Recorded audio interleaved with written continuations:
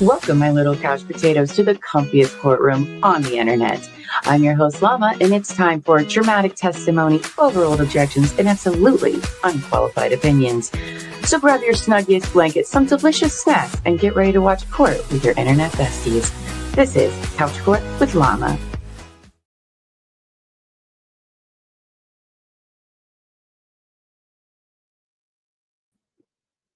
Hello, friends. Hello. Can anybody see and hear me? Okay. It says my internet is good. Okay. Chat, let me know. Let me know. We've made it. Some of you are making it over. Am I still glitchy? I hope not. I hope not. I think I just earned my YouTube wings. That's what I think. Yes, all right. I'm getting thumbs up from the lovely Amos. Coming in, saving my butt like she always does. Thanks, babe. Appreciate it. Okay, guys. Oh, thank you. To you too. All right. It was one of those mornings where I was like, you know what? I think today is going to be a good, easy day. I need a good, easy day. And then YouTube was like, girl, not to, nope. No, no. Well, it might be better on our end. Are you watching this on YouTube, Amy? Oh, that's probably why. Okay. 80 said, tried to stream last night 3 separate times and the internet cut me off. I have good connection too. Okay.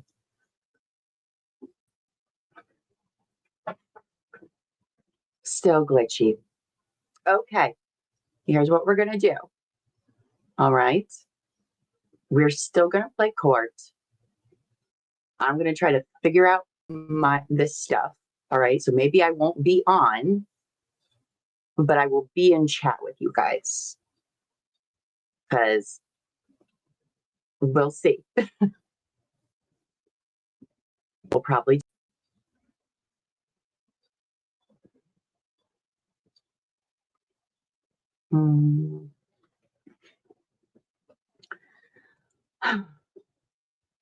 Okay, 80 says I'm coming in good.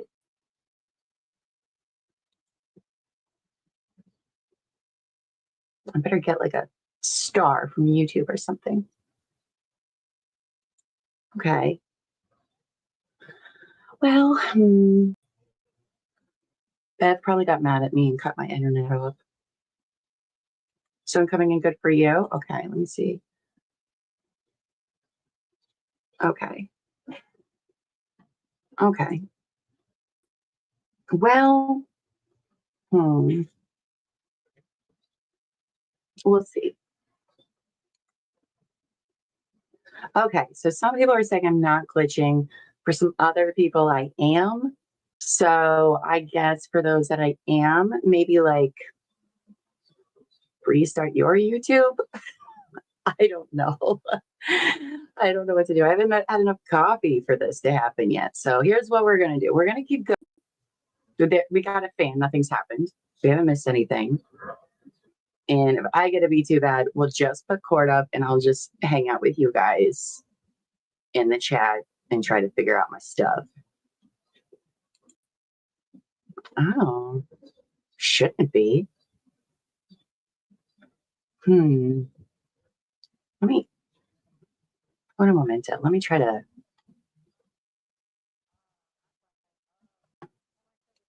Okay. All right, let me try unplugging my camera and see.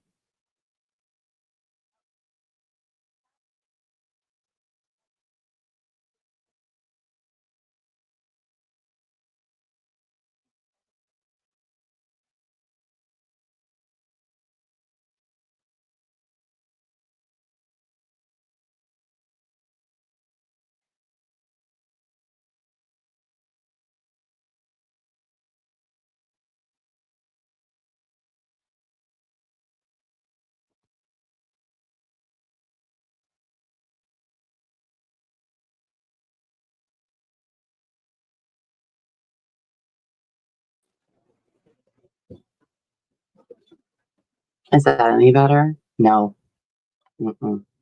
It's not. Okay. All right.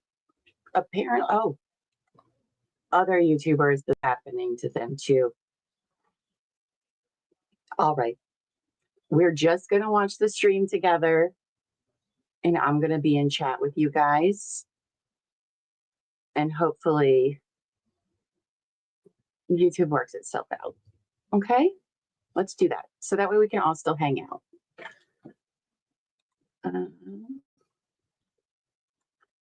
Okay. So that's what we're going to do. That's what we're going to do, Amy. We're going to pop the cord on.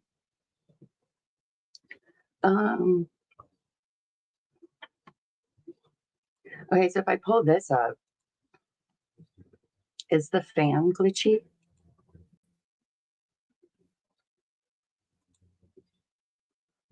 Not for you? Okay. All right. Well, that's what we're going to do. I will be in chat as myself, so I need to pull that up. Amy, will you stream? I was gonna ask you, do you mind? Okay, perfect. There we go. Let's do that.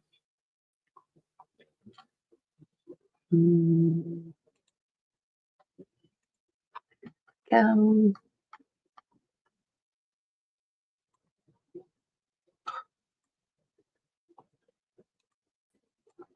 Do that. All right.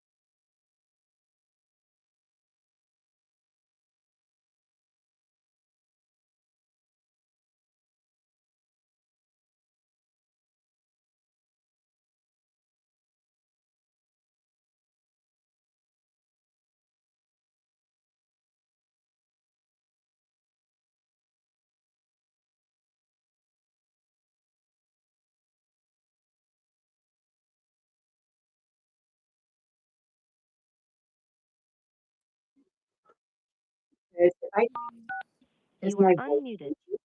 Sorry, that was actually my voice cracking, but is my voice fine? Like, you want voice?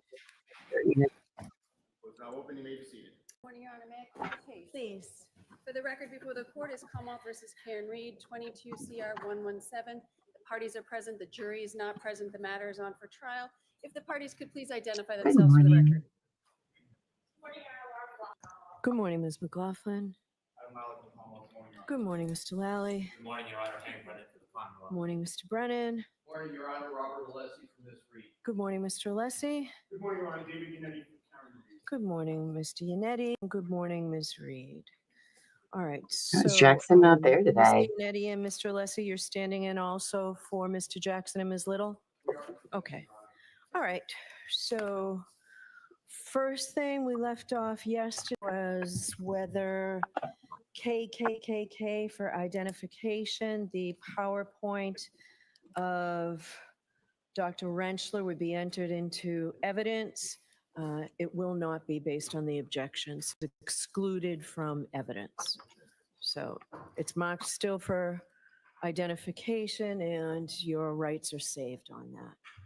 So we ready to go forward with the charge conference? Yes, Your Honor. I guess I have a question first as to whether the court would like to entertain the argument on the motion for required finding not guilty of all the evidence.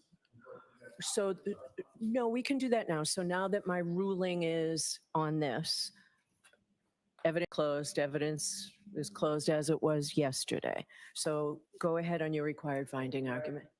Sure.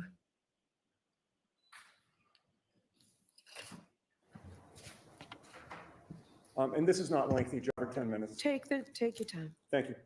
We are renewing our motion for required finding of not guilty at the close of all the evidence. And in so doing, Your Honor, we're incorporating our oral argument in support of this motion that we made at the close of the Commonwealth case. At that juncture, Your Honor, the Commonwealth had produced no witnesses to testify that John O'Keefe's injuries were consistent with his having been hit by a motor vehicle. And if he was not hit by a motor vehicle, none of these three indictments stand. The Commonwealth, we believe, at that time fell woefully short of proving their case. Now that the defense has put on a case, the Commonwealth's case has been further weakened, such that none of these charges can stand. Nearly every witness, Your Honor, we have called, we would submit, has destroyed the Commonwealth's theory of the case. Dr. Russell testified for the defense. She's a leading expert on dog bite wound pattern recognition in the country, and she testified about medical injury causation and provided the jury with her expert opinion that John O'Keefe's injuries were consistent with dog-inflicted wounds, both bites and scratches. I would remind the court at this juncture that there was a dog at the very residence where John O'Keefe was found, a dog which was a longtime member of the family, which the family gave away after John O'Keefe's death. A dog which mysteriously was absent from the home at 6:30 in the morning on January 29th, when Jennifer McCabe claimed that she burst into Brian Albert's bedroom where the dog always slept. A dog which was absent from the home when the Canton police entered the home later that morning. Importantly, Dr. Russell agreed, Commonwealth's medical examiner, Dr. Scorti-Bello, that John O'Keefe suffered no injuries that were Hey, consistent Amy, with having been in a can you motor move the closed vehicle caption collision. up, And again, please, and thank you. if there's no collision, there's no case. Dr. Lopesada, one of the most Thank you. distinct and accomplished forensic pathologists you could find Too far. anywhere, agreed with Dr. Russell that John O'Keefe's injuries were consistent with an animal attack. And she Perfect. agreed with both Dr. Russell and the Commonwealth's expert, Dr. Scorti-Bello, that John O'Keefe was not hit by a motor vehicle. So the question is, in what type of murder case would a judge ever allow a motion for required finding of not guilty? In a murder case where testimony on both sides is that the evidence is inconsistent completely with the Commonwealth's theory of the case, that's exactly what we have here. But it doesn't stop there. Both witnesses from ARCA drove a stake through the heart of the Commonwealth's case. Dr. Wolf concluded that the damage to Ms. Reed's Lexus was inconsistent with having come from a collision with John O'Keefe. Unlike Dr. Welcher, who created, we would submit, a meaning experiment based on no scientific method, Dr. Welcher actually did the proper force analysis and concluded that Ms. Reed's Lexus was not damaged by the body or the arm of John O'Keefe. His testimony was unimpacted by cross-examination, and it's devastating to the Commonwealth's case. Dr. Rentschler further cemented that there was no collision between the Lexus and John O'Keefe. It is simply not possible that this 6,000-pound SUV hit John at 24 miles an hour and caused only superficial wounds to his right arm with no injuries to his legs or lower body. The SUV did not hit him. John O'Keefe was not hit by the SUV. The case is over. But on top of all that scientific evidence, Your Honor, there were 3 additional fact witnesses who testified for the defense who corroborated that the Commonwealth's theory of the case is false. Sergeant Nicholas Barros, a sworn police officer, testified that when he saw Ms. Reed's SUV that day, before it was towed to the Canton Police Sallyport, the taillight was merely cracked. When he was shown photos of what it looked like in the Sallyport after Michael Proctor had access to it, Sergeant Barros confirmed that it was absolutely different. Karina Kolakithis confirmed that there were no problems between Karen and John O'Keefe that night, even remarking on just how sweet he kissed her on the forehead shortly before they left the waterfall. But perhaps more importantly, that kiss happened right in front of Brian Higgins, the same Brian Higgins who had been flirting with Karen Reed that month, the same Brian Higgins whom Karen had ghosted for several days before January 28th, the same Brian Higgins who had texted Karen that very night, well, and received no response, the same Brian Higgins whom Karen had given her back to all night, the same Brian Higgins who had to be restrained at the end of the night by Albert on video, the same Brian Alberts who is on video, hot, angry. I meant Higgins, yes. Yeah, the same Brian Higgins, who is on video, hot, angry, and gesturing to O'Keefe to meet him outside shortly before they left the waterfall and shortly before John O'Keefe was killed. And finally, Brian Loughran, plowing Fairview Road at 2:45 in the morning, was attentive, watching it in front of him, very familiar with the Alberts residence, and had every reason to protect the Albert family. You recall that he did protect the Albert family to a degree that night by choosing not to follow protocol and call the You DPW or the guys. police about the Ford parked on I the think this street is a StreamYard problem. during a snow emergency. Brian Loughran confirmed that John O'Keefe was not on the front lawn at the Albert residence at 2:45 a.m. That means that Karen did not hit him. There was no collision. All the experts agree on that, including the Commonwealth's expert. And the only eyewitness that morning confirms it. Okay. Taking the evidence in the light most favorable to the Commonwealth at this juncture, So sorry, you evidence guys. weakened by an airtight defense to these charges, these indictments cannot stand, and we urge this court to enter required findings of not guilty on all three indictments. There's a good argument there. You know, I agree. Sorry for the glitching, guys. It is what it is today. Okay. We're doing our best. And you know what? It's going to be a short court day anyway. So, Thank you, Your Honor. Valley. Commonwealth Okay. requests that the defendant's motion for required finding not guilty of this year, as it was at the close of the Commonwealth's case, be denied. The state of the evidence is not dramatically changed since the Commonwealth rested its case in chief. Counsel makes reference to dog or canine. I would remind the court that there is absolutely no evidence, none, not even a scintilla of evidence of a dog. There is no evidence of an absence of a dog. You have Ms. McCabe testifying that she didn't see it in the morning, which is not to there being an absence of a dog there. The arguments from counsel of the Commonwealth would suggest grossly exaggerates the strength of the defense witnesses in their case.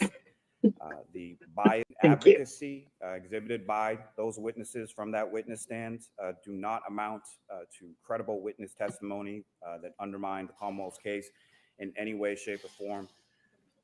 A couple of specific examples when it came to Barrows, his testimony was also that the cruiser camera footage from 8:22 in the morning at the driveway at One Meadows Ave, he indicated the damage to the taillight was consistent with the damage that he observed in the driveway at the defendant's parents' home, which was then consistent from the video or the photographs within the Sally Port. It's also consistent with 5:07 a.m. at One Meadows Ave on the still frame shots from that ring camera video. Essentially, the Commonwealth would submit that the witnesses all conflict with each other. You have a couple witnesses testifying about dog or animal bites. Then you have the ARCA witnesses testifying about superficial abrasions. You have Dr. Leposada talking about the drop in body temperature, which conflicts with Mr. Loughran's testimony as far as his confusion, as far as the hours of when he sees or claims to have driven by there and not seen a body. This is the same witness who is, I would submit, very confused on times, and then also backed into a basketball hoop during the course of his plow duties on that particular early morning as well. And as the court could see from the cruiser camera video, drove by the scene countless times, essentially rubbernecking it as he's doing his duties. Your Honor, what the Commonwealth would submit is that his case. Sorry, Joe. I'm actually not streaming this. Amos is. So I think it's a StreamYard thing at this point. There's been nothing Terribly presented sorry. in the defendant's case to diminish to the standards in the light most favorable to the Commonwealth, and request that the defendant's motion be denied. So, Mr. Yannetti, you know I have to do this in the light most favorable to Thank you, Your Honor. And viewing it that way, has met its burden of the motions denied. Thank you, Your Honor. Okay. Of course. All right. So regarding Hello, the Cian. charge. So we'll start with the defendant's missing witness request. Who's arguing that motion? We're not arguing that. Your Oh, Honor. there we go. And I apologize, but we made the decision last night to withdraw 2 of our requested instructions, which shorten things today. I think. Okay, so everything on this is done, right? The defendant's motion to present a missing witness argument and request for instruction. You're withdrawing that? With regard to the absent witness instruction, we're withdrawing that request. Okay. And what else from Good morning, your Simone. proposed instructions? You said there were 2. What's the second one? The second one is that there's an entry on our request for lost or destroyed evidence where we're withdrawing that. Okay, I had a question about that. All right. There is a supplemental instruction that we're asking the court to give regarding the display of this sweatshirt. Oh, that's right. You filed, I saw it in email. I don't have a hard copy of it. Your Honor, if it's helpful to Your Honor, I'll hand up my hard copy. Okay, if you could do that, I'd like to go back through the rest of it and come back to that after I've read it, okay? Who's arguing for the rest of the defendant's proposed instructions? I am, Your Honor. Okay, so we'll through them one at a time. Who's arguing for the Commonwealth? Okay, so I think you're sort of in agreement on the basis of the law, right? Yes. All right, so model home instructions, just as last time. So that takes a lot of time out of today. Your Honor, the only thing I would draw the court's attention, the Commonwealth does have a request for, and I understand, the court's position might be on this, but as far as the instruction related to murder charge, Commonwealth is only seeking instruction on murder problem. All right, so we will deal with that. Hello, Raindrops. I'm going to go Welcome. through the defendant's instructions or sort of the general instructions first, so it's easier to go through those. And then we'll have the argument on that. So presumption of innocence, I think No, I don't think. my presumption of innocence is a little more robust than what you've requested. So I will probably, okay. And I will give some version. I know that there was a lot of attention paid and some appellate decisions on the each individual indictment. I'll give some further language on that. You've got an instruction proposed on page 4, reaching a verdict. Just, I will make it crystal clear, though. I think it was, and I was upheld on it. So I'll get crystal clear. Okay. So I'll give you that, Ms. Giannetti. Is what is evidence. I probably won't give verbatim what you have. I'll take a look at it, but I will certainly cover all these topics. So, Ms. Giannetti, you're telling me that your client wants me to give a defendant did not testify instruction? Yes, please, Your Honor. Again, if you want to take a look at what I gave last year, I think it's a little more robust than this. I think the answer is satisfied with the court's instructions on that, so we would be satisfied again with the court's language. Okay. Humane practice, I will give you Bowden. I'm going to take a look, size this up with what I gave last year. I gave Bowden last year. I gave a Bowden instruction. I don't think the Commonwealth objects, right? We would object to the instruction. Okay. Go ahead. Do you want to make an argument? Just, Your Honor, when it comes to the Bowden, and I would incorporate, and I know there's no request for instruction, third-party culprit, but the Commonwealth would be making a request that counsel be prohibited from making party culprit or Bowden argument. Or Bowden? Or Bowden? I'm sorry? You don't think the Commonwealth, the defense should be allowed to make a Bowden to argue Bowden?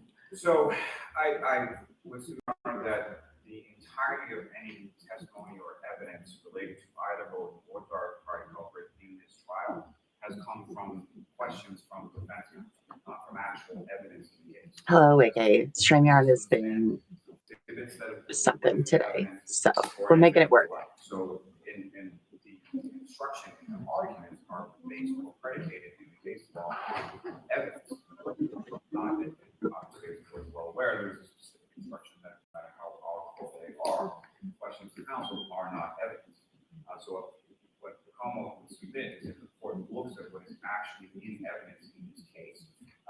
is no basis whatsoever for not only both our third-party culprit instruction, but specifically for even counsel to make that argument during the course of the closing. And I understand Bowden is a little bit more loose as far as the court certainly.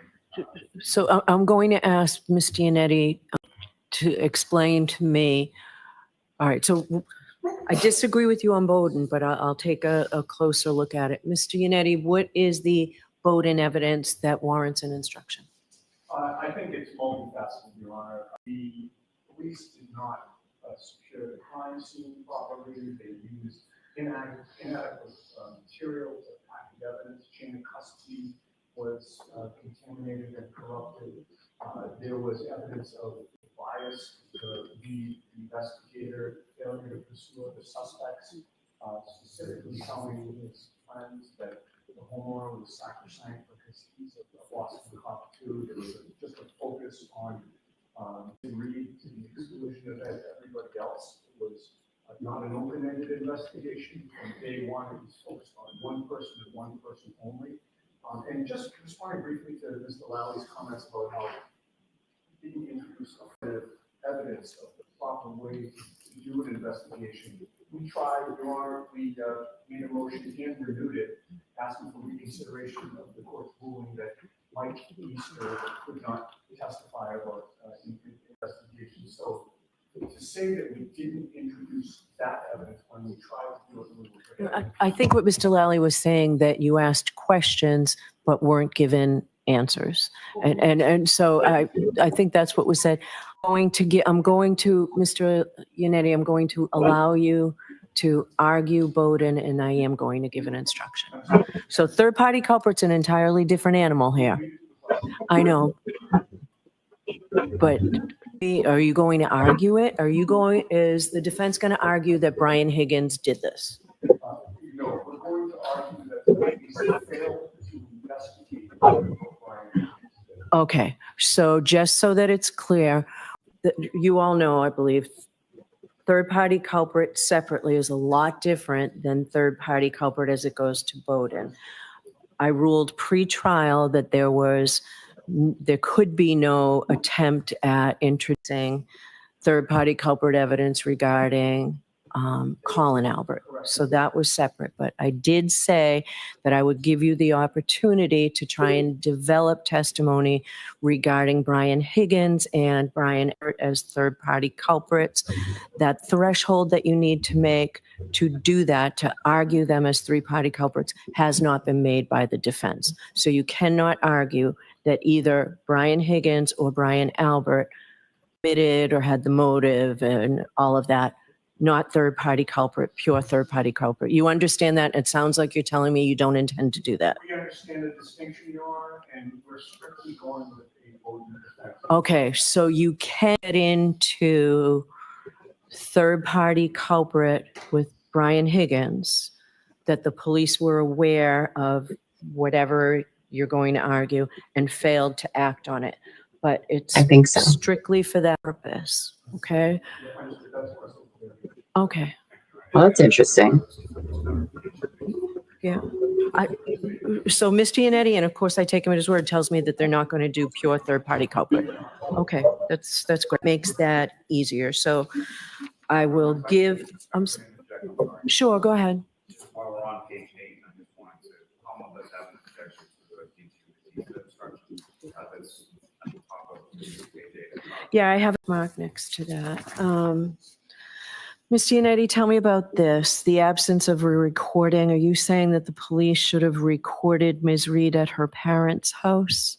Right. So, obviously it's not the strongest Batista argument that we would have not occur at a police station, but, these days, Your Honor, it's common knowledge that everybody has access to a recorder, even on your own cell phone. It could have been done. It wasn't done. We have an eye on police memory of what my client said or didn't say when there was a possibility for a recording. So we still think we're entitled to. Do you think it was custodial interrogation? Or I guess I should say, do you think the evidence supports? I think there's an argument that it was a custodial. Yeah, they took her car. We had a police police officers who, refuse to sit down in the living room surrounded her, someone who is not familiar with dealing with the police at all. So yes, I think there's an argument that it could be considered assault. All right, what do you say about all this, Mr. And Haley? I would also add, Your Honor, Sure. it sees her vehicle around the same time. So, that it goes to, I think, the issue of custody and my client being able to deny. All right. What do you say? That's the very nature of the objection, is the non-custodial nature of this. So the trooper spoke to Ms. Reed at her parents' house, as they did with a number of different witnesses on that day as well, throughout the course of that. They spoke while she was seated on the couch in her parents' living room. The parents were present, no one was restricted from eating. And it did not end in any sort of custodial situation. She was in the parents' living room into a custodial interrogation. The bigger issue that I have is placement, as far as there's already been within the same requested jury instructions or requested jury practice. And then I know. the AG and Batista language in the defendant's requested jury instructions, there goes on to all of this other requests regarding her compromised mental state and all of these other things that, while if it were to be given by the court, should be given in the same context of the practice. I don't think it's something that should be highlighted in two different sections. I would submit that there is no evidence of her having a compromised mental state or anything to that effect. She exercised her judgment as far as when she was speaking with Sergeant Lieutenant and having this testimony from the stand, that initially she said she wanted to be fine with answering questions, but didn't want to get into any details. And then when the questions became centered on, or more centered on details, at that point, and I know that's not evidence before the jury, but of course, well aware, she then ended the questioning at that point. So I don't think there's any evidence of her having a compromised mental state during the course of this interview, and I don't think that it rises to the level of the instruction. So I would ask basically that everything on page 8 prior to the instruction be excised. All right. I'll take another look at this and I'll just let you know in the morning. And Your Honor, with regard to the compromised mental state, we agree that that would not apply to the interview at her residence. But we believe that it applies within the humane practice context. That is where it makes sense. So, all right. If it's going to happen, it should happen once, not. Yeah. I think that's fair. Okay. Okay. All right. Prior statements, I will give some instruction on prior inconsistent, and I'll give a prior consistent statement. I will talk about the view. The absent witness instruction is withdrawn. So is the, Not to interrupt. That's okay. That's okay. With regard to the view, Your Honor, we did include a language reinforcing the fact that the rock that they saw on the view was not present on January 29th. We asked the court to repeat that one sentence. Okay. So I did not see this when I took a quick look at the view. All right. I'm not going to repeat it.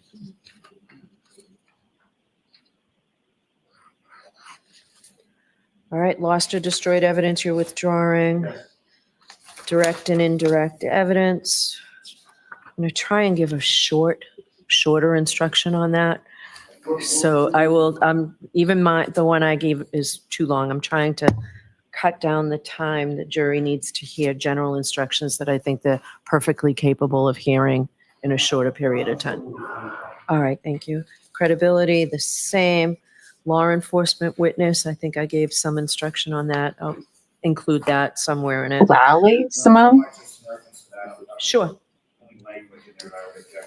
Okay. That's what a police officer or someone else works for a law enforcement agency. What do you mean by that? Hold on. I'm going to put my camera on and we'll see. I think that was taken Still here. Dispatcher, perhaps. We're not. Yeah, I'll do police officer because they're police testimony. I'm not going to go beyond that. I think that might be. Okay, thank you.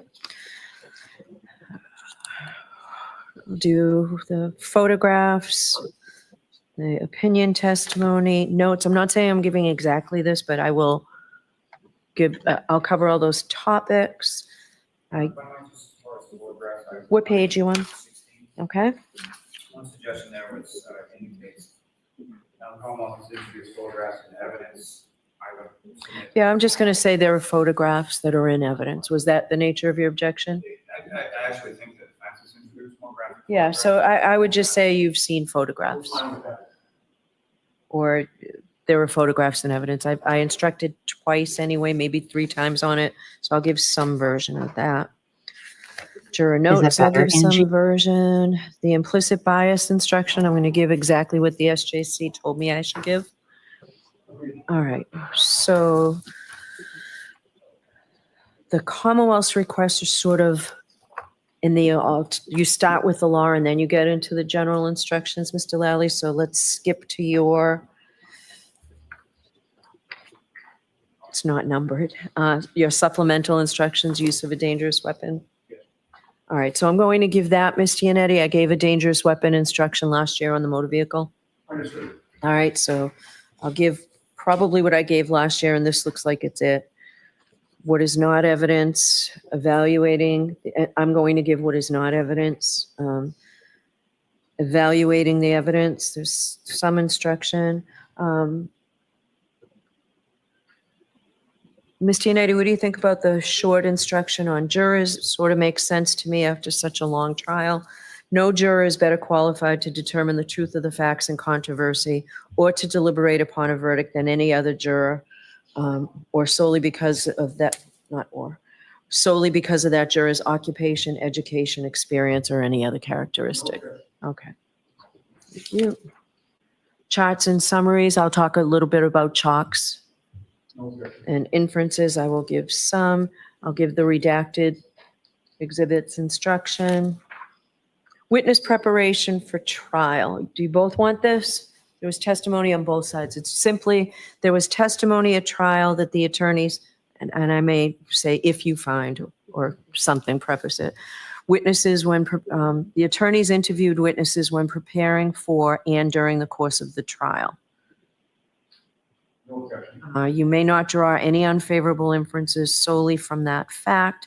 There is nothing improper about conducting such interviews. On the contrary, the attorneys are obligated to prepare their case as thoroughly as possible and may interview witnesses. I don't know if there's a sequestration order, if this is appropriate though, where it says during trial, during the course of the trial. And Brennan made it. I'll just say when brought it up and preparing made for it look trial. bad. Yeah, we're joining in the request. I don't know that we included that in our instructions, but we're joining in the Commonwealth's request for that instruction. All right.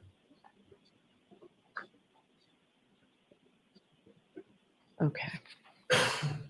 Expert witnesses, electronic communication. So I'm going to go through the limiting instructions I gave. I need to just do this again here. So electronic communications, I have that on my list.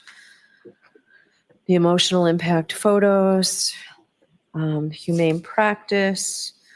We'll get back to consciousness of guilt in a minute. I'm also going to give the prior bad acts instruction. I did that in regard to the Aruba incident, if you want to call it that. I gave a prior bad acts instruction before that testimony came in. I also gave the instruction that I will also give on the state of mind of John O'Keefe as to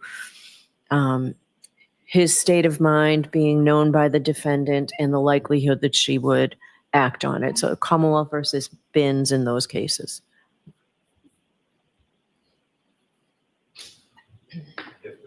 Your Honor, we're looking to Aruba. We don't believe that there was really any testimony that came in. I thought it came in through Kaylee. I should say it did come in through Kaylee. That's when I gave the prior bad acts instruction. She testified.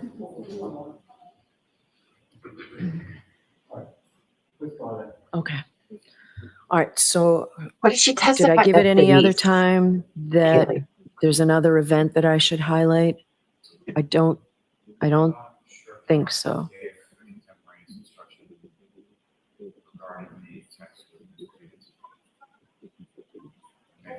I don't think there was an instruction at that point.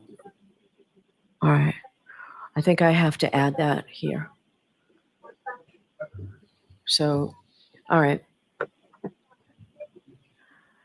And I will look at it and decide whether I need to add it specifically. It might be covered enough when I give the electronic communications instruction. So I will think about that. All right, those were the limiting instructions I wanted to get to. So, We would object to the part of that accident linked to the Higgins text message. all right, I'm going to take a look at that, Mr. Lessie. All right. Consciousness of guilt. She called him Mr. Alessi Okay. instead of Mr. Yannetti. All right. Did you hear that? All right. So tell me where the difference is in what I gave last year from the model homicide instruction on second degree murder and where you're saying I should not this year, Mr. Lally. No, so the only, 1 second, let me just pull that up.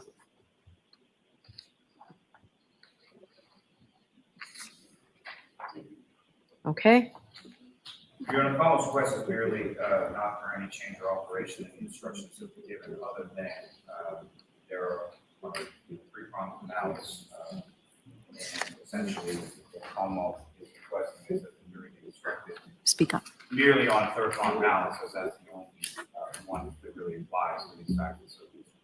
Okay, The Commonwealth here, the first two prongs are essentially extraneous in this situation, and you don't see next one taken with the jury. To avoid confusion. do you have supportive case law for me to single this out? I do.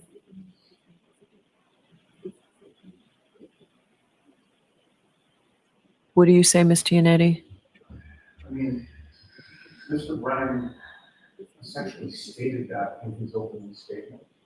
Stated what? Well, in his opening statement, he stated that he's not alleging that she intended to do him grievous bodily harm, not intent to kill him. It was just the third prong. He stated that in his opening. I imagine that's what he'll likely argue in his closing. You know, I don't have a position on this. I just don't know, and I think the court's going through this analysis in your head as well, whether it's permissible or not. I just raised that as an issue, but I don't have strong feelings about it. I could say the parties agree that the first prong and the second prong are not applicable here.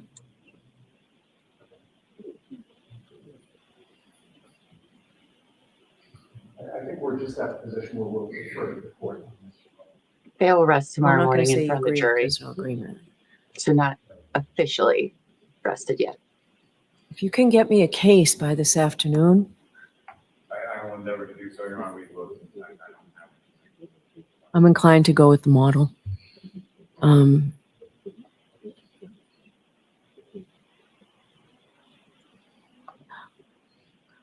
I'll see if there's something I can find. You're probably better at finding it than I am, Mr. Lally, but I'll see if there's something I can find to support the position that it's just the third prong, and therefore I only have to give that instruction.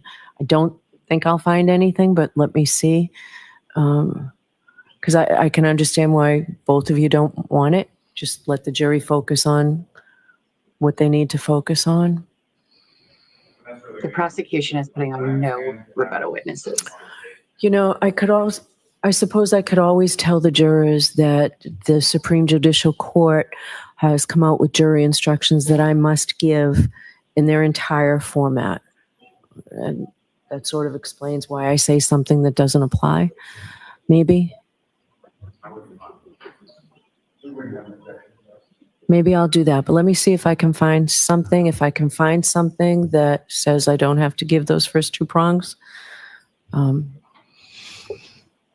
let you know before you begin. All right. And Your Honor, before the court makes a decision on that, we see what the court is proposing if you are going to alter the panel. If I alter it, it means I remove those two. That's all. Right, no, we just wanted to. Yeah, sure. My guess is that won't happen. but we can see. All right. So lesser included offenses. Did you want an OUI instruction? You were. We're asking for that. Okay. All right. Or maybe she's just thinking about Randy. I don't know. We're all hot for rescue Randy. Right. I think that's it, aside from Mr. Alessi's motion regarding the exhibit. Right. Is there anything else that we're missing? Just a couple of other issues. One is with regard to the Proctor text messages, we have a redacted version now, which we'd like to submit to the court of the Commonwealth. You recall that we had agreed essentially on a redaction subject to the court's ruling, Okay. but it wasn't in final form. We believe it's in final form now. And you all agree that it's in final form? Well, they haven't seen it. Oh, But I'm going to give it to them now. Can I hand this to the court? Sure. Thank you.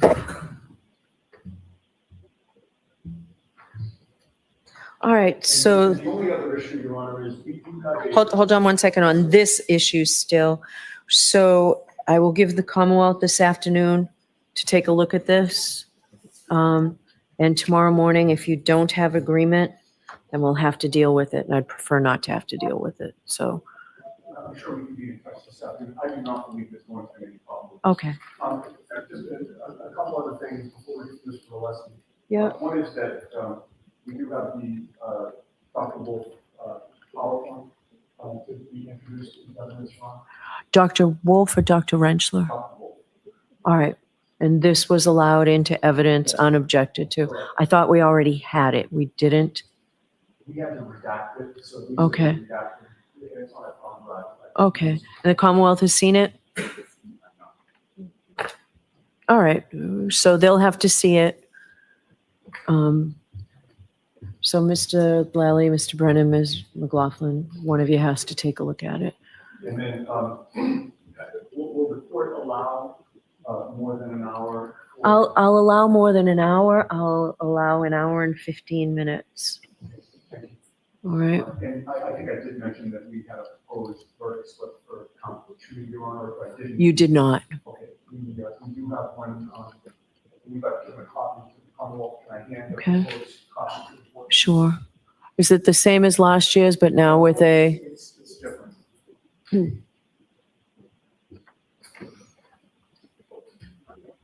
Okay.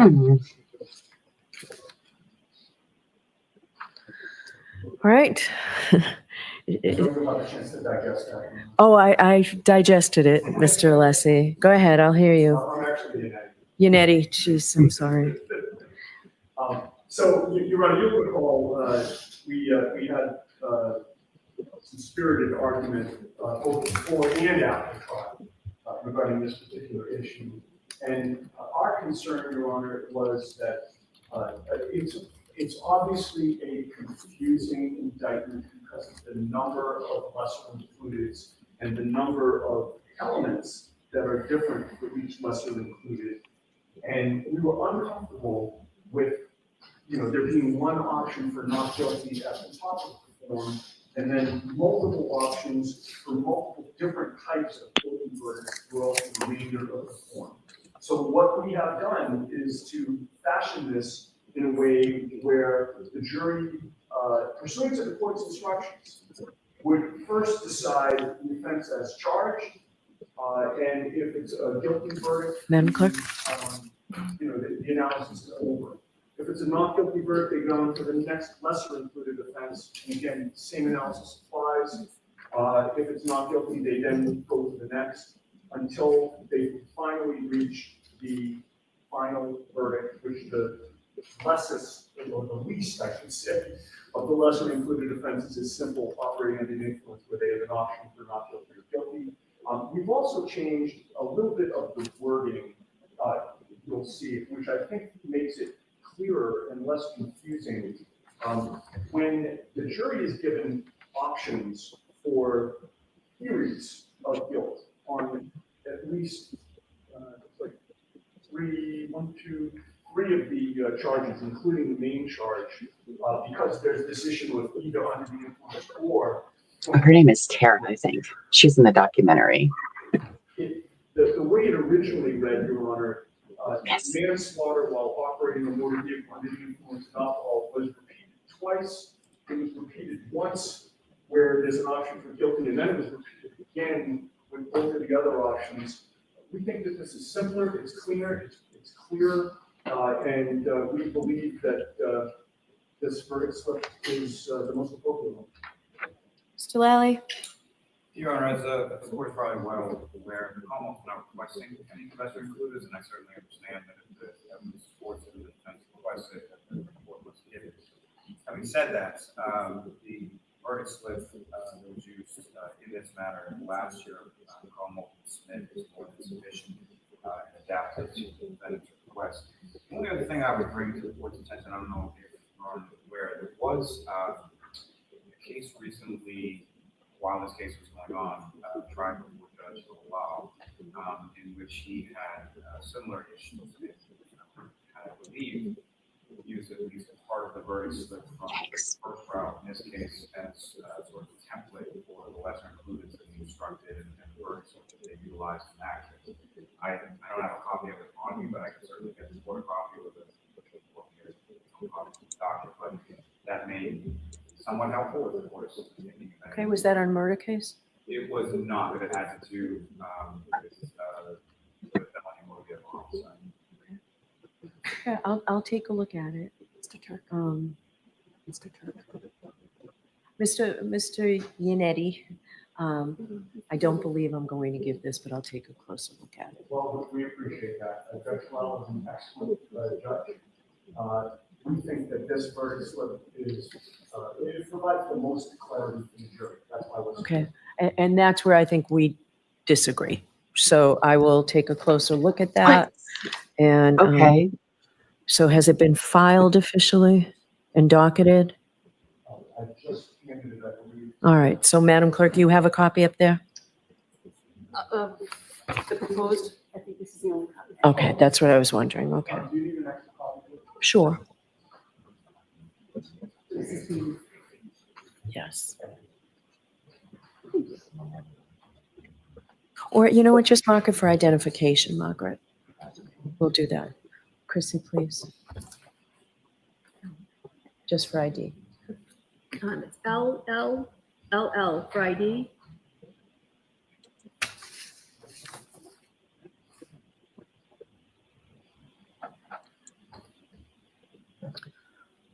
Thank you.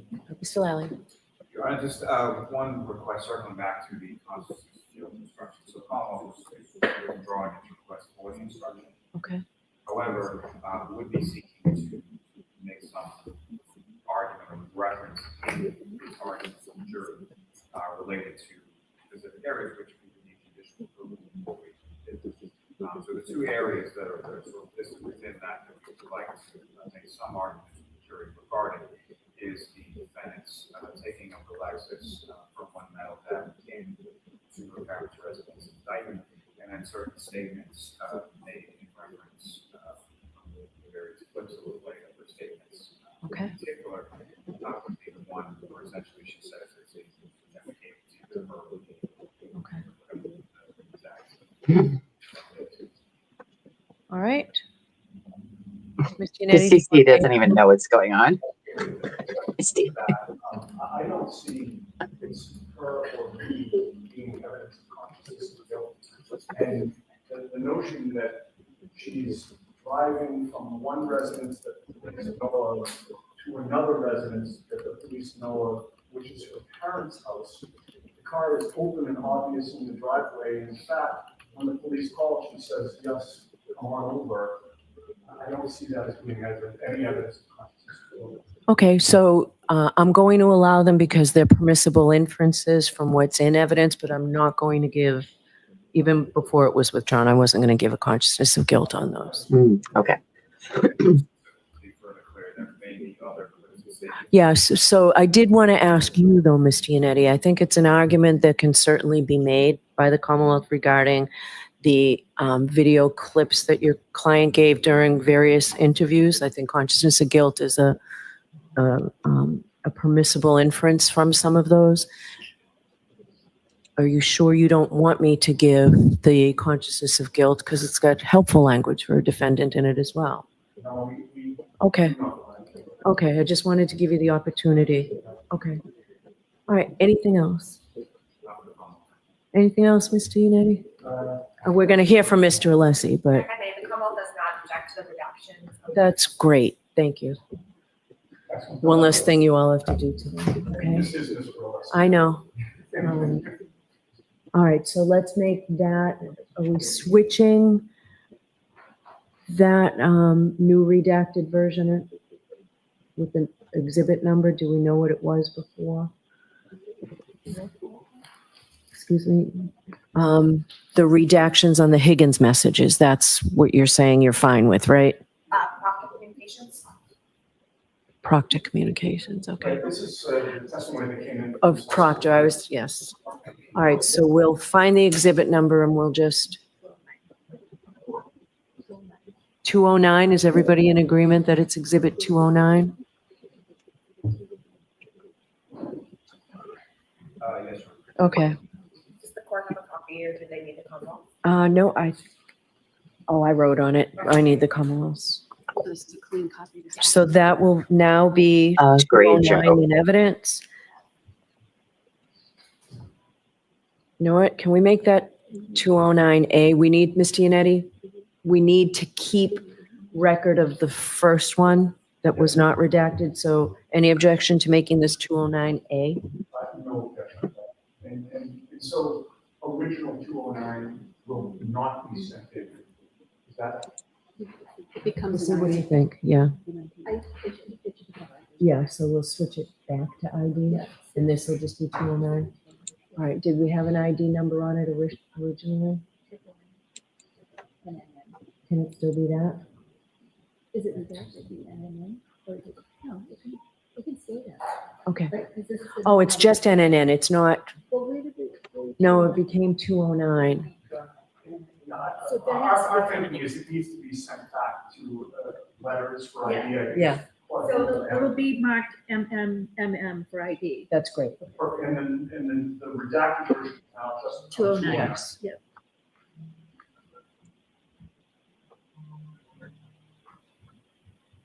Not making him talk on the damn mic.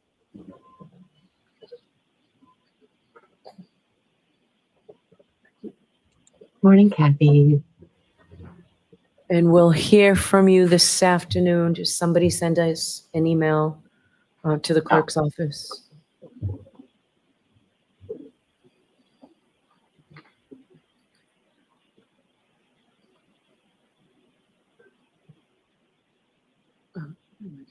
So someone send an email to the clerk's office today letting us know if the Wolf PowerPoint is ready to be put into evidence after the Commonwealth looks at it. Okay, so we'll take care of that. All right, Mr. Alessi, I'll hear you. Thank you, Your Honor. If I might suggest respectfully a procedure to the court, I have spoken with the Commonwealth about what the topic is. It's obviously not new to anyone, but perhaps to expedite this matter, if I might suggest to Your Honor to avoid a more lengthier argument, it might even truncate it down to 30 seconds. If we could hear from the Commonwealth on what we have requested, and the topic specifically is entitled Defendant's Motion for Curative Instruction regarding Exhibit 88 and Introduction into Evidence of Exhibits. The exhibits is taken care of, that's no longer an issue. But I did speak with Mr. Lally, and if I could suggest that Mr. Lally can state his position as I understand it, and then I can go from there, and it may not be necessary for me to continue on. All right. What's the Commonwealth's position? So Your Honor, Commonwealth's position is ultimately for the court as far as whether or not it's appropriate instruction to give in final charge. What Commonwealth will submit is that the contemporaneous instruction was more than sufficient to address the issue, and that it doesn't require any sort of differing language language for further instruction to the jury during the trial.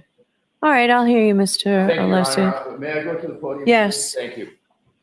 He's like, can I go to my stand? So I Your can Honor, take I everybody to have church. and Your Honor's provided me previously with a generous opportunity to be heard on this, but I do need to cover some points with regard to the matter. I was hoping to avoid doing this, but given what we just heard, it needs to be done respectfully.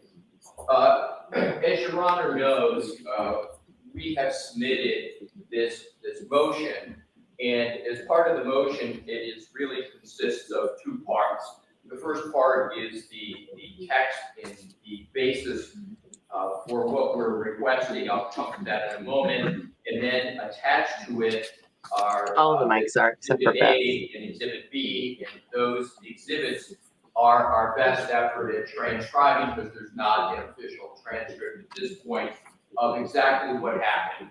Why do we put in the exhibits? We put in the exhibits because we believe it really sets forth and illuminates quite vividly what occurred. It occurred rather rapidly. They heard But us. I think this allows for a much more these exhibits allow for a much more reflective analysis. So just briefly, what, as we know, happened is Attorney Brennan took Exhibit 88 encased in whatever the plexiglass material, had it set up, and we understand this now in retrospect, behind the witness stand. And then at a certain time in the cross-examination of our witness, Dr. Wolf, confronted Dr. Wolf with it as part of an accident reconstructionist cross-examination, and challenging Dr. Wolf on several aspects. And this one was particularly apt. The subject matter, not the manner of the examination, was, Dr. Wolf, you're saying this, these are your theories. However, did you consider and take into account the holes in the back of the hoodie? And that led to a series of questions and a series of answers.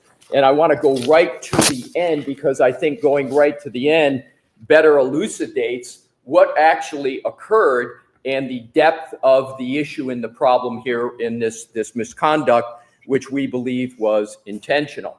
Specifically, the end is, we know, and I believe it is completely undisputed, that the holes in each and every hole in the back of the hoodie was caused by the criminalist, a witness in this case, Ms. Hartnett, who made those cuts as part of her analysis. And that was in May of 2023, long after the alleged incident of January 29, 2022. So that's sort of the end, undisputed. Now let's go back to what happened in the examination, the cross-examination of Dr. Wolf. So he's confronted, and I think, we put in Exhibit A and B of it, but what is particularly striking is on page 7 of Exhibit A, and it's the colloquy that starts in the middle, which we've yellow highlighting, Attorney Brennan saying, when you were making that opinion about consistent or inconsistent, did you ever consider whether there were holes in Mr. O'Keefe's sweatshirt other than the right arm? Dr. Wolf started to answer, well, I know that there was cutting too, and I emphasize cutting, and then he was cut off by Attorney Brennan, and Attorney Brennan said, may I approach and receive the exhibit, Your Honor? And we note that in the context of many other statements in this regard as to what happened. So now this comes to the requested relief, and I'm going to move to the part of the argument, Your Honor, that we believe respectfully compels what we're requesting. So now I want to just state what we request. We believe what we've requested is quite modest given what happened. And our proposed curative instruction is on page 2 of our motion. It states, during the cross-examination of Dr. Wolf, Mr. Brennan asked Dr. Wolf about holes in the back of the sweatshirt, Exhibit 88, falsely insinuating that those holes were sustained on January 29, 2022 from a fall backwards. I instruct you that those holes were not present on January 29, 2022. Those holes were made by Maureen Hartnett, a criminalist at the Massachusetts State Police, I've got the acronym MSP, Crime Lab, in the course of her inspection and sampling of the clothing on May 18, 2023. Dr. Wolf correctly testified that those holes did not come from any alleged event on or about January 29, 2022. Please juxtapose that with regard to the instruction Your Honor had given, which was a sentence, so jurors, I instruct you that those holes were made by the criminalist, Ms. Hartnett, during the course of her inspection and sampling of the sweatshirt. Didn't I include the date you requested, the May 18th date? I thought I did. You know, Your Honor, I think the answer is no, but because I'm doing it from memory and I don't. This is not an official transcript, right? Exactly, Your Honor. So I can't say it with certainty. I don't believe it was. Okay, because that date you told me was important to you, right? Among other factors, the date was important. It's May 18th, right? Yes, Your Honor. Okay. Go ahead. And so, Your Honor, I believe what is fair in the analysis and as objective as I can be here is, I think the curative instruction has to tether to and relate to in its details the degree of what happened. This was on a very significant topic, accident reconstruction, a significant piece of evidence, the hoodie. There's been much discussion among many expert witnesses about this hoodie, what it stands for. There's been videos on it. You know, our position, the hoodie in a proper accident reconstruction would be completely unaffected by any alleged motor vehicle incident.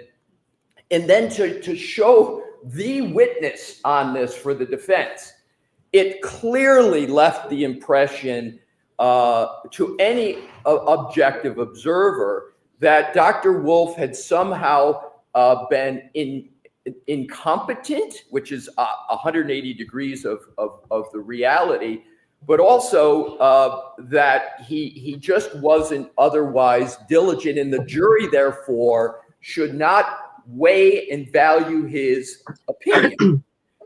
This is very, very significant. And I underscore, Your Honor, we didn't cause this problem. We didn't cause any of this issue.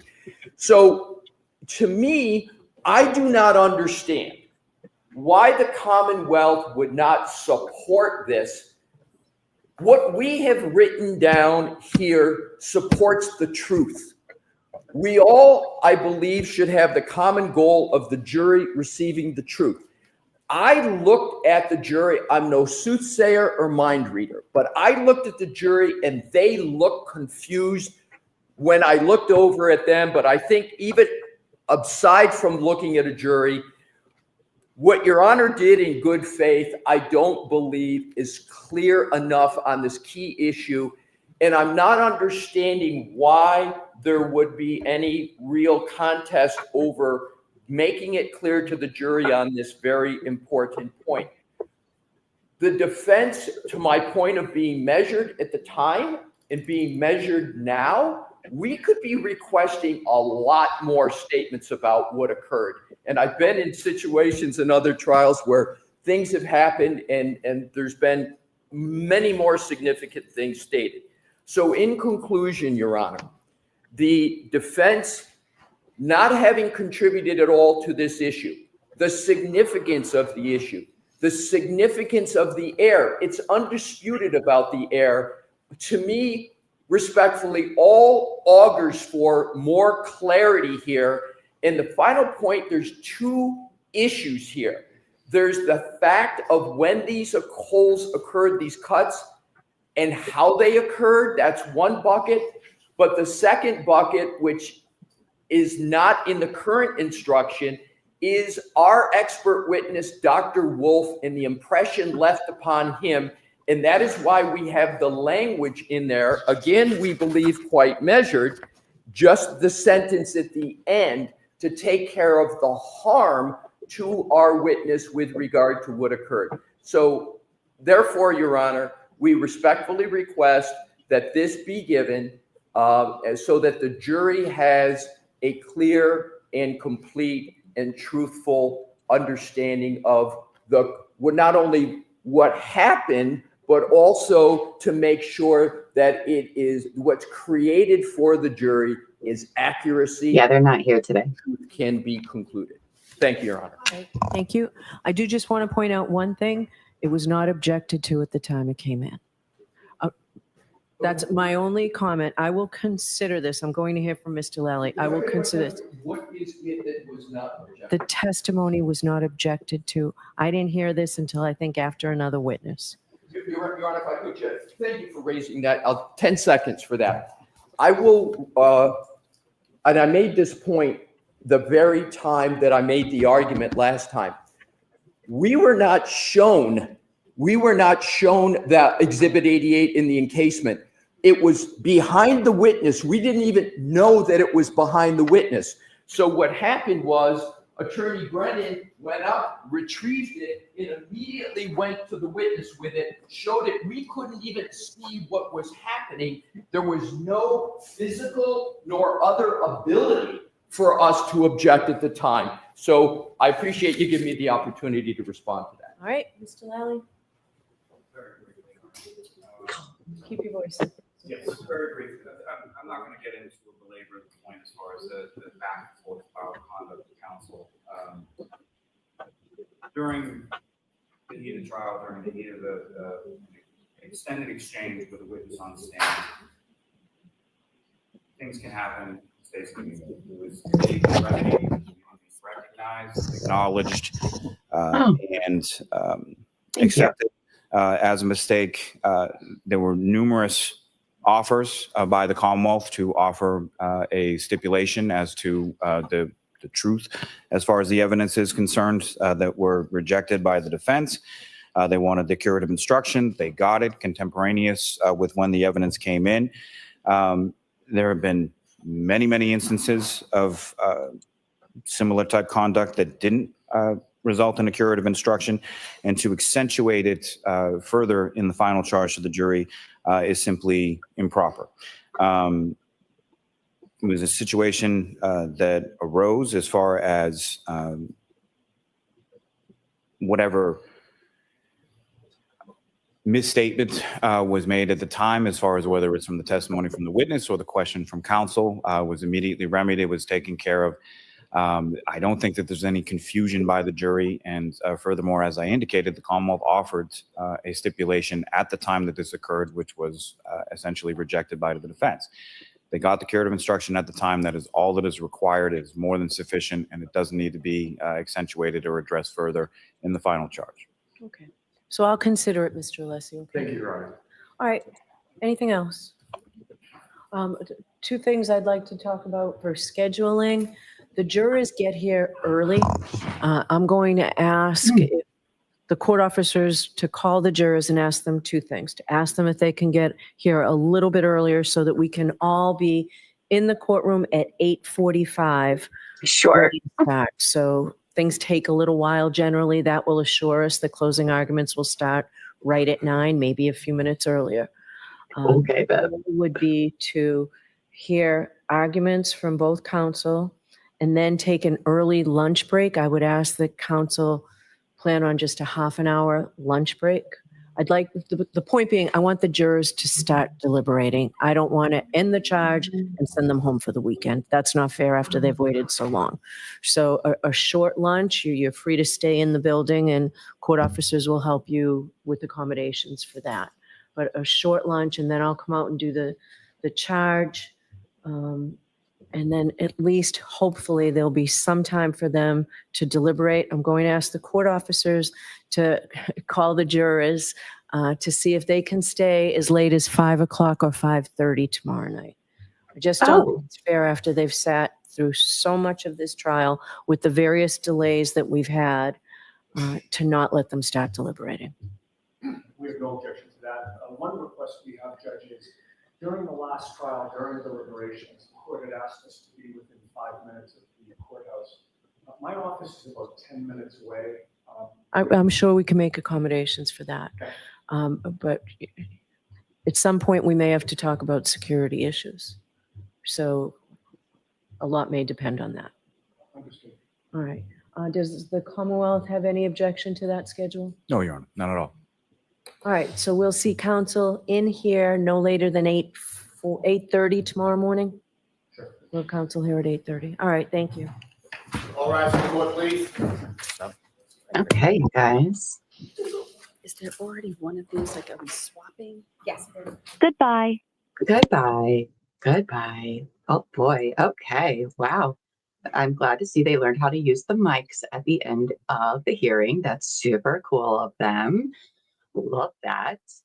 First, I want to thank you all for being super patient today while there was technical difficulties everywhere and sticking around. You guys are the best. So we didn't hear a whole lot because they didn't want to use mics, but here's what I was able to hear. So first of all, we'll just talk about tomorrow. They plan on getting there at 8:30 and Bev wants opening or closing statements to start at 9. She's allowing each side an hour and 15 minutes. So that'll be 2.5 hours. Then she wants to send the jury to lunch. When the jury gets done with lunch, it's going to be a short lunch. She's going to give the instructions and then the jurors are going to deliberate. And she's going to see if they can stay till 5 or 5:30 tomorrow. So who knows? Maybe we'll get something. Maybe we won't. We won't know. But I think that's interesting. And she's like, "Oh, you can just ask if we can stay later." Oh, that was an option this whole time. That's amazing. So if we backtrack to Yannetti, all right. So she is granted the defense. This is my understanding. I don't know how accurate it is because it was very, very hard to hear. Is that she's granting the defense the Bowden defense, which means a bad investigation, and the third party culprits with the Bowden defense. So they're allowed to say, they're not allowed to say, "Oh, Brian Higgins did this." That's third party culprit. That's separate. That's a separate thing. But with the Bowden defense, you can do a third party culprit. And it's not that you're accusing them of doing it, but you're saying this person wasn't investigated and they should have been. And the police, the investigation was shit. So that is what it seems the defense is putting all of their eggs into that basket, which I think that's pretty good, actually, because they were denied. I don't even know if they actually asked for third party culprit separately. But she did make the point that, they didn't really present any evidence that it could be Higgins in their case in chief. So I was surprised by her to allow that whole thing. That's interesting. So that is probably what Jackson will be talking about tomorrow in closing arguments. That's going to be his main attack there. Now, I might have misheard. It's very unclear. So Yannetti also, when it came to the jury instruction page, all right, there's multiple lesser included, right? So she's being charged with second-degree murder, and his explanation is first they'll start with second-degree murder. The jury, if they don't agree, they can mark not guilty, right? So there'd be a guilty box and a not guilty box. And then if they check not guilty on that one, it would go to the next lesser included. And there would be a guilty, not guilty checkbox, and so on and so on. What he was arguing, I think, was to have those not guilty checkboxes on the jury instruction because they weren't there. Now, Bev, I'm pretty sure she was like, I don't think so. I don't know. I don't know exactly what her answer was. It was so hard to hear today. And, you know, I wish it was better, because this is the tricky part where you really have to like listen in there. But so I don't think she's going to be found guilty of second-degree murder at all. But it's the lesser includeds that, you know, are questionable. You know, I'm sure the defense has tried to get them off the table, but that said no. So now they're arguing to try to make all these instructions, right? Because they have special things they're going to say to the jury, and that's kind of what they were arguing about today. Lally, oh my goodness, what if Lally did the closing argument? Could you imagine? Yes, they're not allowed to say that Alberts did it. They can say that, and I think she excluded Brian Albert, actually. I think that's what she said. I think she's allowing them to say the police didn't investigate Higgins, but I don't think she approved that for Brian. Again, it was very hard to hear. So we'll know for sure when she reads them to the jury after lunch tomorrow. Oh my goodness. What a day, you guys. What a day. Yes, I hope the instructions were a lot clearer this time. I know she did not agree with Yannetti's, you know, not guilty checkbox. I don't know if she said absolutely not. I don't know. But she was like, I don't know. And I'm like, why? What's wrong? What's wrong with having a not guilty? It makes sense to me, right? Like, okay. Let's see. And then tomorrow, you guys, we'll hang out for a little bit once the jury goes to deliberation. I probably won't stick around all day yesterday or tomorrow, but all right, the entire staff is on high alert watching for this verdict. Tomorrow, throughout the week, as soon as we hear about it, we'll be live. Like, so make sure you hit the notifications, click subscribe, hit the notification bell, and turn on all notifications. So that way you get notified by us when we're live to cover the verdict whenever it comes in. Because like last year, I think it took the jury like 5 days. They deliberated for like 25 hours before she allowed them to stop in. I forget what they call that, when Allen charge, is that what it is? When the jury can't make a decision. Anyway, it ends up being like a mistrial sort of thing. And then next week, we are going to have a little bit of a lighter week. We'll still be here every day. We're going to watch the Lori Vallow trial, and the jury is deliberating today. So we'll have a verdict by the time we're starting it. But we're going to watch that next week, and it'll be done by the end of the week while we're waiting for, we have our eyes on some other trials that will be starting the week after. So it's just a matter of if they go to trial, because they can change their minds like a couple days before. So that's what we're looking into right now. Yes, an Allen charge. Okay, thank you. Someone says, if there isn't a not guilty option on the verdict sheet, I wouldn't vote. She might then cause a mistrial. I believe that was the issue in the last trial, I think, but that's what people told me, because I didn't watch it. So we'll see. Oh yeah, Lori is so guilty. Don't worry. Like, it's gonna be a guilty verdict. It'll probably come in by like 1 today, as soon as they walk in, I bet. I don't know. But I've heard it's a very interesting trial to watch. There is some spiciness, and Lori's representing herself, and brings me joy. Brings me joy. Well, I mean, I guess, I don't know. I can see it both ways with that. I don't think that the government should be allowed to keep trying you and keep trying you and keep trying you.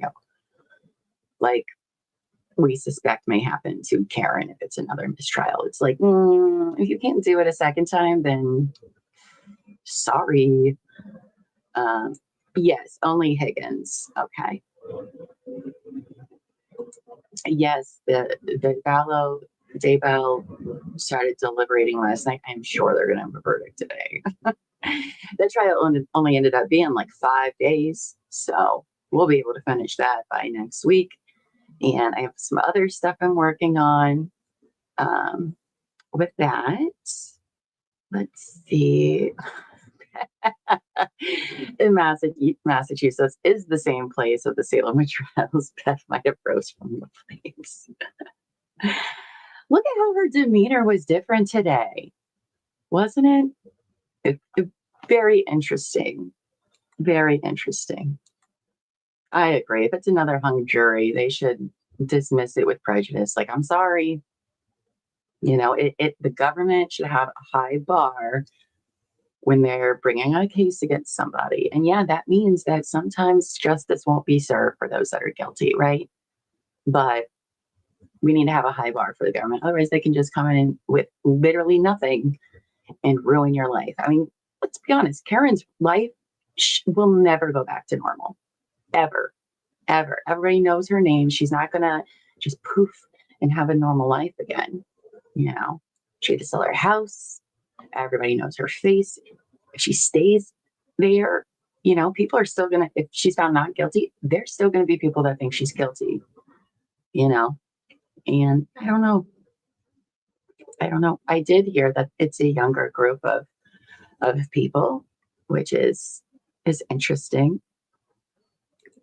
Lady in Gray says, I think it is the judicial inference and coercion for someone to change their vote, even if they don't want to. That's a very fair argument there. Like, I know we have it where, like, you know, a jury can't be like 1 hour and be like, we can't agree. You know, you do want people to talk about it and see. But yes, I can see that it adds some extra pressure there. Right? The Commonwealth shouldn't spend another $400K for the witnesses. No. Again, yesterday shocked us when Brennan was like, I'm not calling anyone for a redirect. And we're all like, what? You're not calling anybody? Not Dr. Welcher, who you flew in, who was right there. You're not calling him.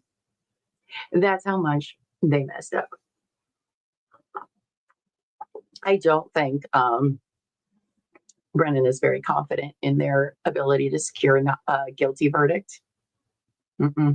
I mean, since Monday, since the incident with the shirt, I think each day Brennan has conceded more and more. And Dr. Rentschler, well, threw a wrench in his case, that's for sure. And remember, that's the last witness that the jury heard from, was Dr. Rentschler being like, wasn't hit by a car at all, couldn't have happened.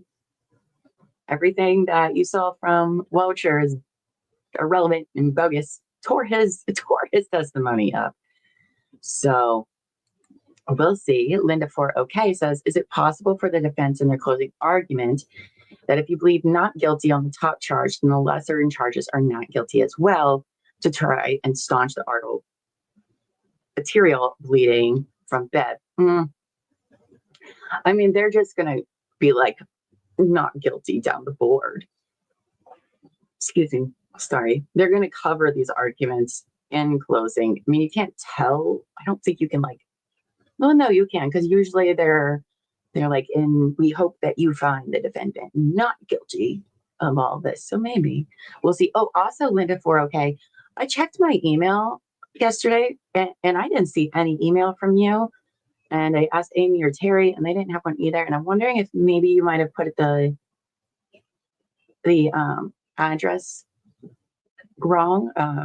You might have missed a T in there. So I've done that. That's the only reason I'm like, oh, maybe that's happened. But yeah, if you don't mind emailing me again.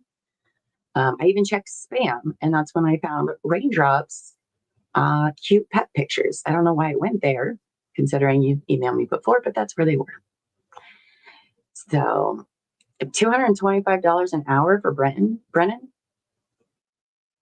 That's it. I mean, they just spend $400K on Aperture, so I'm like, 225 an hour is a lot, but lawyers charge them a buttload per hour. So let's see. And Lena Forte says, and with the vote in defense, can they actually point at all those lying liars who got on the stand? I don't know if they can call them lying, but they will definitely stress their credibility. I don't know if they can actually say that they were lying. I don't know. But they very much will be like, hey, you see all this stuff that didn't really happen the way that they're saying it did. So, and that's why Jackson wasn't there today. I'm assuming the reason Jackson wasn't there today is because he's working on his closing argument, which is funny because like Brennan's there. So I don't know. But I'm very excited for Jackson's closing. I know it's just going to be a banger no matter what, because he's an amazing orator. Let's see. Yeah, there was something about Rentschler's, I think it was his PowerPoint they weren't allowing in evidence. I do not know, because that part was very impossible to hear. So I'm not sure, but even if his PowerPoint doesn't go up, his testimony was quite a bit. Simone says Walter is an embarrassment and Randy is a better expert. Yeah. Wow, the jurors in the trial won, so they liked Bev. I mean, they only get to see part of her, right?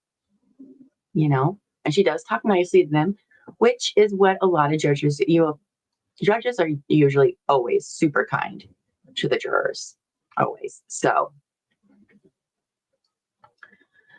let's see, a short day for Annie Bev. That's why she's in a good mood. Yeah. How about her? Like, if you guys can come at 8:30 so we can start early. Okay, sure. Bet it won't happen, but maybe. Oh yes, here's our emails. Linda 4OK.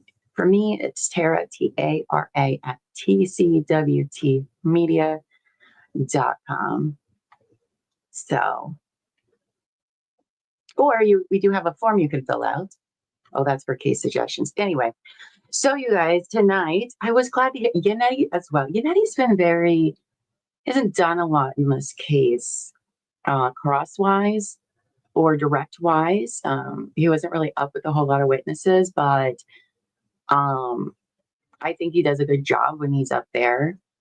And I think he made some very good arguments today, because they did ask for, mistrial with prejudice again. Yannetti did, and he had good arguments.